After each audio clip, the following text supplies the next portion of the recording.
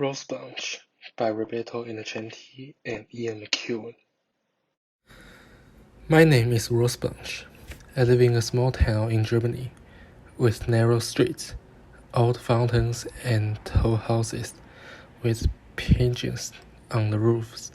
One day, the first truck arrived and many men left. They were dressed as soldiers. Winter was beginning. Now the trucks follow each other under the school windows. They are full of soldiers we don't know, but they wink at us. They drive tanks that make sparks on the cobblestones. They are so noisy and smell like diesel oil. They hurt my ears and I have to hold my nose when they pass by. Sometimes it seems things haven't really changed, but my mother wants me to be careful crossing the street between all the trucks.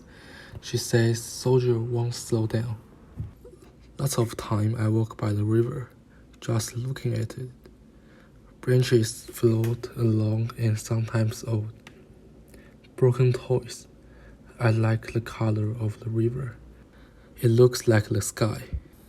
The trucks are fun to watch. We stand in the doorway as they pass. We don't know where they're going, but we think they're going to someplace on the other side of the river. One day, one of them stopped so the soldiers could repair the engine. A little boy jumped from the back of the truck and tried to run away, but the mayor was standing there in the middle of the street. He grabbed the little boy by the collar and brought him back to the truck. Then he smiled at the soldiers without speaking, and they thanked him. The sky was gray. The soldiers climbed back into the truck. Doors banged shut and it pulled away. It happened very fast. I wanted to know where the little boy went, so I watched the truck until it disappeared around the corner. The street was crowded. Kids were playing. There were bicycles and farmers' tractors all over. It was noisy, just like every day when school is out.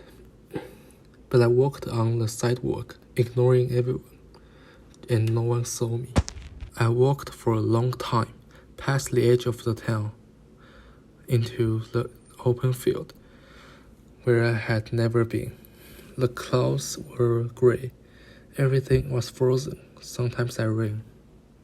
I followed the truck into the forest and found a clearing. Suddenly, electric barbed wire stopped me. Behind it were some children standing still. I didn't know any of them. The youngest said they were hungry. Since I had a piece of bread, I carefully handed it to them through the pointed wires. They all stood in front of long wooden houses. The sun was setting behind the hills. It was windy. I was cold.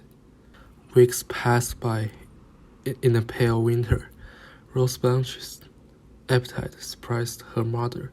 She took more to school than she ate at home.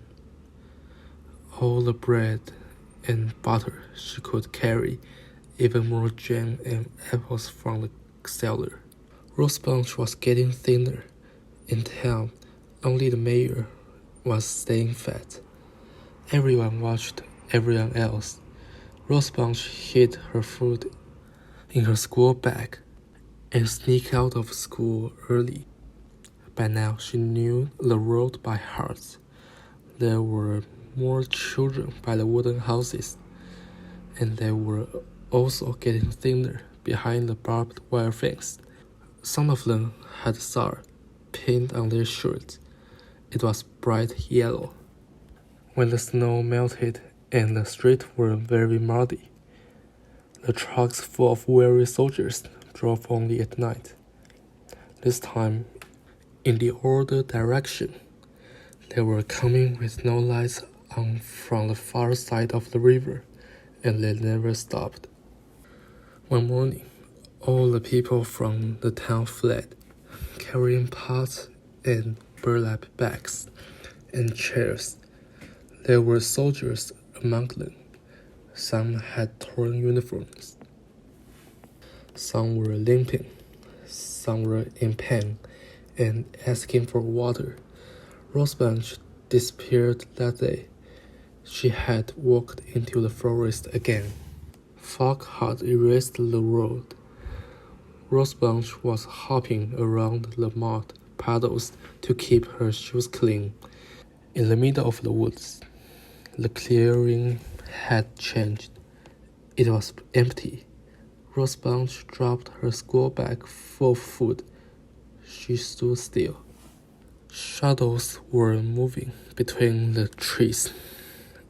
It was hard to see them. Soldiers saw the enemy everywhere. There was a shot. At that moment in town, some other soldiers arrived.